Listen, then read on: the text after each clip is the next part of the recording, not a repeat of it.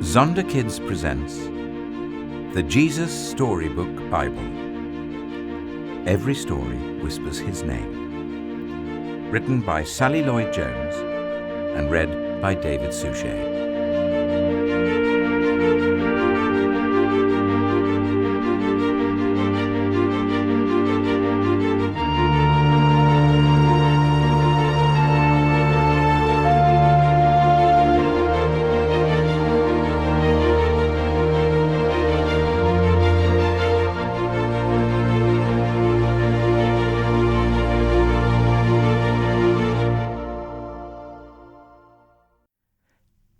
Ten ways to be perfect.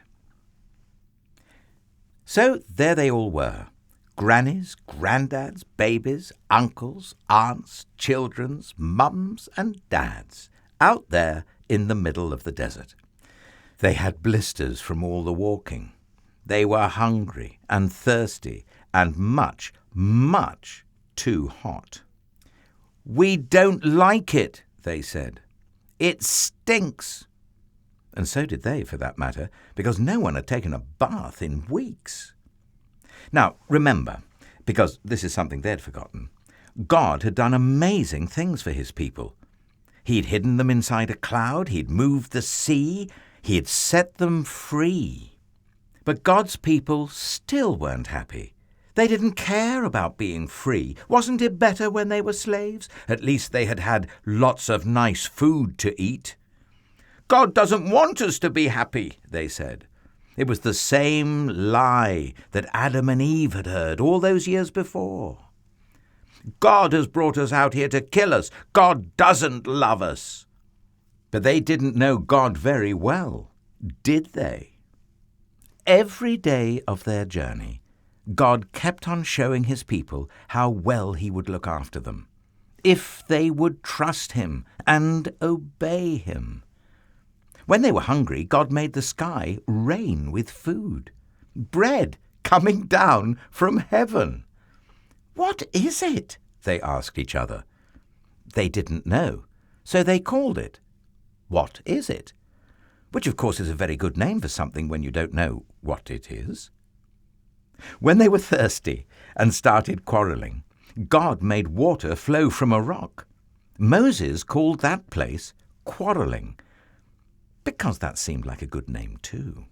And still God's children didn't trust him or do what he said.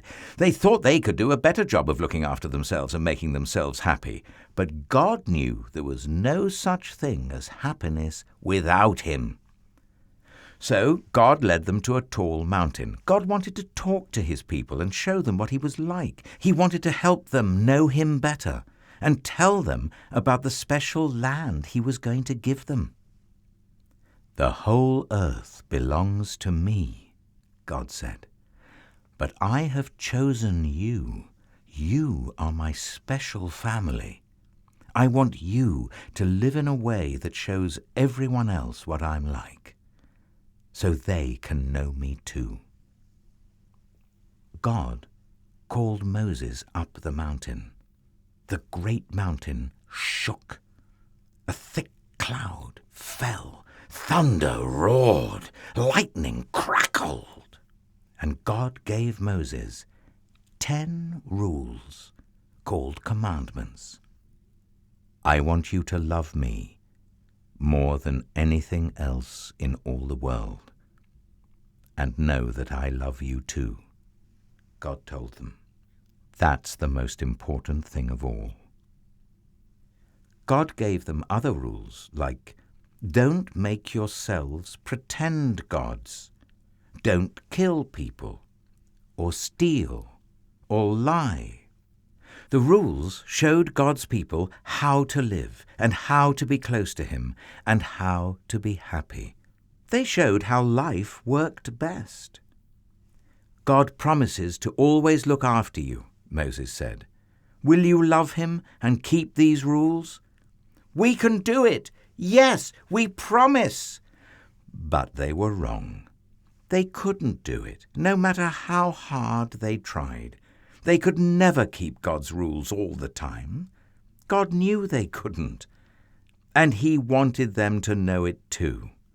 Only one person could keep all the rules, and many years later, God would send him to stand in their place and be perfect for them, because the rules couldn't save them. Only God could save them.